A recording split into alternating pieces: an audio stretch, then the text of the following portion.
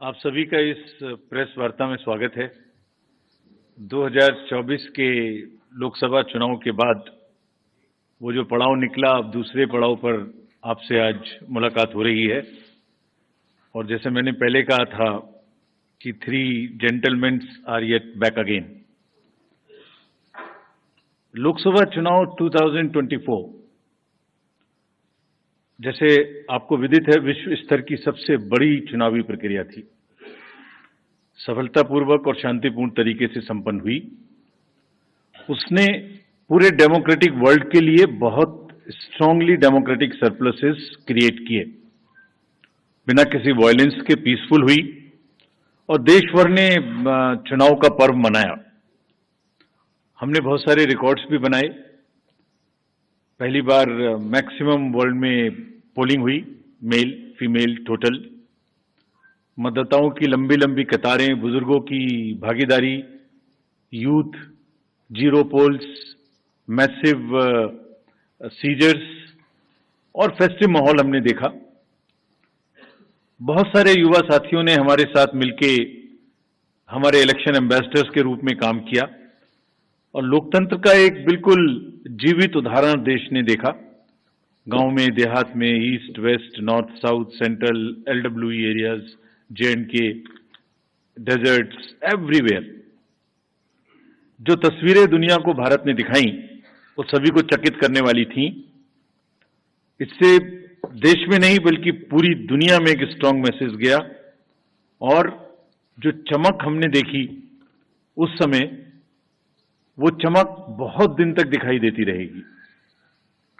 हाल ही में जम्मू कश्मीर और उसके बाद हरियाणा की चुनावी तैयारियों का जायजा लेने आयोग, हमारे सारे सहकर्मी वहां गए थे और एक बहुत ही नायाब किस्म का एंथुजियाज्म और डेमोक्रेसी के प्रति एक ललक और पार्टिसिपेट करने की इच्छा सबके अंदर दिखाई दी। जितने लोगों से हमने बात की, सभी पॉलिटिकल पार्टीज से, बहुत सारे लोगों से भी, सबकी एक मतलब एक ललायक एक इच्छा थी कि जल्दी से जल्दी चुनाव हो।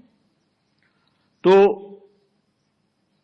हम आपको जो उम्मीद और जो यकीन पैदा हुआ था 2024 का, उसको आगे बढ़ाने के लिए आज आपके सामने है।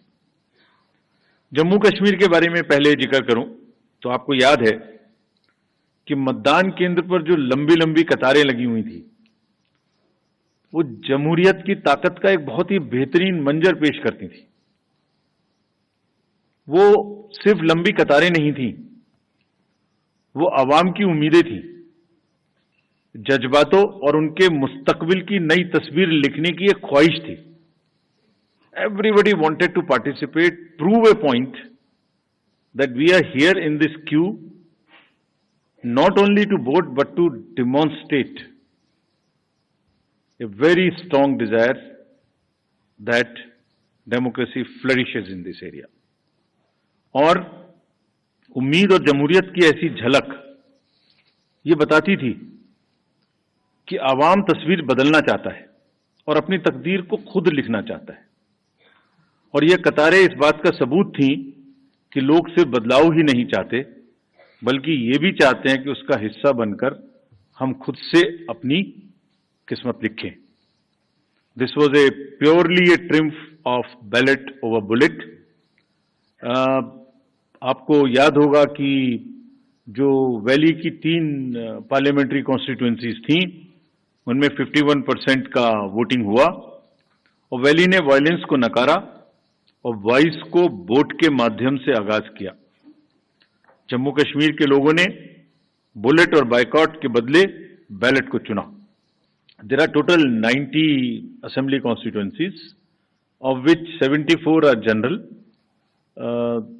SC are 7 and SC are 6, ST are 9 and SC constituencies are 7। ये डिलिमिटेशन के बाद रिजर्वेशंस जो प्रोवाइड किए गए उनकी कहानी है। अगर इलेक्टर्स के डाटा के बारे में बात करें तो J&K में टोटल 87.09 लाख इलेक्टर्स होंगे, जिसमें लगभग ऑलमोस्ट इक्वल 44.46 लाख मेल और 42.62 लाख फीमेल वोटर्स होंगे। बड़ी अच्छी स्टोरी ये भी है कि जिस तरीके से यूथ ने पिछली बार भाग लिया इलेक्शंस में, इस बार उसके बाद फर्स्ट टाइम वोटर्स भी होंगे अराउंड 3.71 lakhs, और टोटल अगर वोटर्स को देखें तो 20 lakhs and above would be the youth, and we want to focus on youth as our ambassadors of our elections.